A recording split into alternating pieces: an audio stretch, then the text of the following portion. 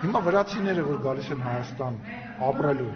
որովհետեւ խոչընդոտ կա, կամ հայերը, որ գնում են Վրաստան, որովհետեւ խոչընդոտ կա, մենք Վրաստանի հետ պայմանագրի մեջ գրել ենք, իհարկե չենք գրել։ Ուղղակի հակամարտություն չկա։ Շատ ճիշտ եք։ Դա ի՞նչ է նշանակում։ Դա նշանակում է, որ պետք է ինչ-որ ժամանակ անցնի։ Պետք է ժամանակ անցնի, ադրբեջանական կողմը պետք է նվազեցնի այդ ատելության խոսքը, որ իրենք դարձրել են արդեն իրենց, այսպես ասած, բրենդային ինչ-որ մի բան, հա, այդ ատելության խոսքը, այդ հոխոտանքները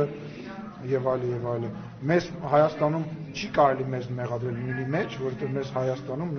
ընդդիմադիր գործիչներ եւ ընդդիմադիր լրագրողները հակառակը մեղադրում, ասում են Ադրբեջանի ջրաղացին եք ջուր լցնում, դուք շատ ավելի հանդուրժող եք եւ այլն, այսինքն մեր մասով դրանք դա մի կողմ։ Պետք է հասկանալի լինի, որ